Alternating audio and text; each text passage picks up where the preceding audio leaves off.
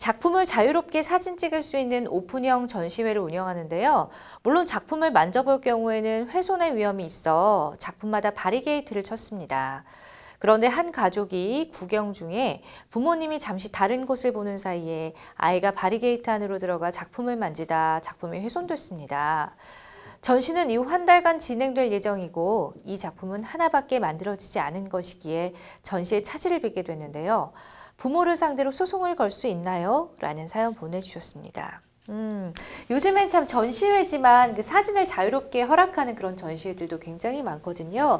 그렇다 보니까 이런 상황 당연히 반드시 또 발생을 할 수가 있을 것도 같습니다. 이렇게 전시회에서 발생한 작품 훼손의 손해배상 청구가 가능한지요, 정 변호사님? 네, 손해배상 청구가 당연히 가능합니다. 네. 사진을 자유롭게 찍을 수 있다고 하더라도 작품에 대해서는 이제 주의해서 훼손하지 않도록 해야 되고, 더군다나 사연 같은 경우에는 바리케이트를 쳤다고 했는데 그 안으로 들어가서 만지다가 훼손이 된 거거든요. 예. 그래서 이 부분에는 이제 과실 비율에 따라서 훼손한 측에 손해배상을 할 수 있고, 소유자는 당연히 그 측에 대해서 청구를 할 수가 있습니다. 그렇군요. 근데 여기 사연엔 나와 있지 않지만 혹시나 부모 측에서 물론 죄송하다. 그런데 전시회 관리 소홀 문제 아니냐. 직원들이 일일이 관심 있게 살펴봤으면 이런 문제가 없었을 텐데 이런 식으로 좀 주장을 한다라면 실제로 관리 소홀의 문제가 더 커지게 될까요?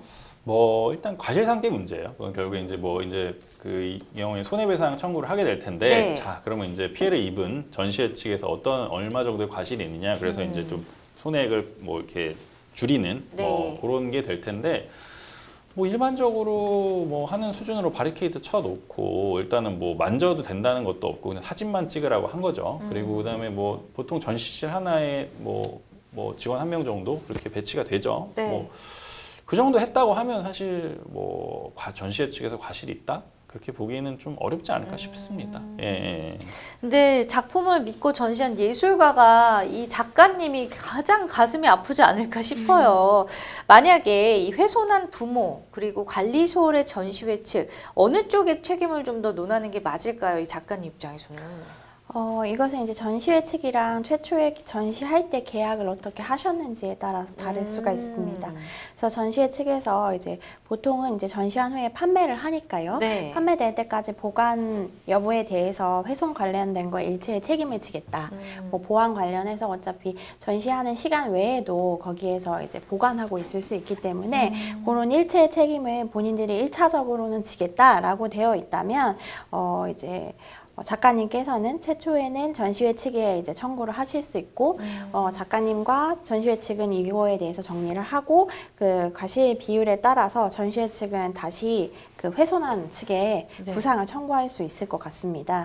그런데 만약에 그런 부분에 대해서 뭐 전시회 측에 일체 책임진다는 그런 부분이 없다면, 이제 훼손한 당사자 측인 아이한테랑 그다음에 전시회 측에 어떤 일정 부분 과실이 있다면 그렇게 나누어서 작가님은 청구를 하실 수가 있을 것 같습니다. 이런 일을 대비해서 미리 좀 계약서를 꼼꼼히 작성할 필요는 있어. 괜히 복잡해지잖아요. 만약에 아이가 장난을 치다가 의도적으로 작품을 훼손한 게 아니라 실수로 그랬다라면 이 경우에는 어떻게 될까요?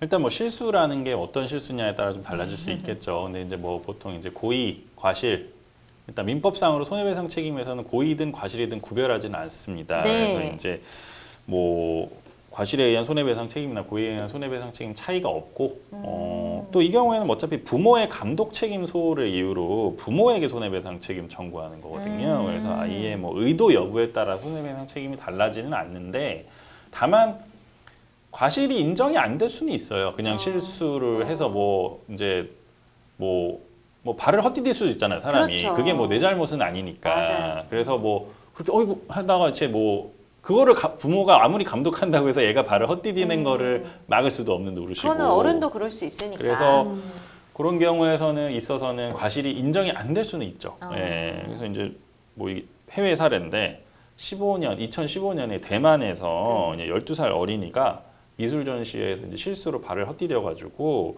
뭐 시간 18억 원 가치의 17세기 이탈리아 명화에 구멍을 냈다고 어머, 합니다. 세상에. 예, 어떻게 해요? 이제 뭐 전시회 측에서는 이제 훈훈한 사연인데 작품 수리비는 보험으로 처리되고 다만 아이에게는 변상보다 이제 전시회에서 하루 이제 자원봉사를 하는 걸로 예, 그렇게 정리를 했다고 해요. 그래서 이제 너무 특별한 훌륭한데요. 케이스인 거죠. 예, 어쨌든 그래서 뭐 어쨌든 이 과실이 인정이 안 될 수는 있죠. 그리고 이제 과실이 인정된다, 조금이라도 인정된다고 하면 사실 고의에 의한 손해배상 책임과 차이는 없어요. 네. 네. 그렇군요. 일단 과실이든 고의든 책임이 크게 달라지진 않는다는 네네네. 점이 새롭습니다. 저는 이거 계속 이 사연 보면서 배상 책임 보험 있잖아요, 어린이. 요거를 들어놨으면 그냥 깔끔하게 해결되지 않을까. 예, 그런 생각을 해봤습니다.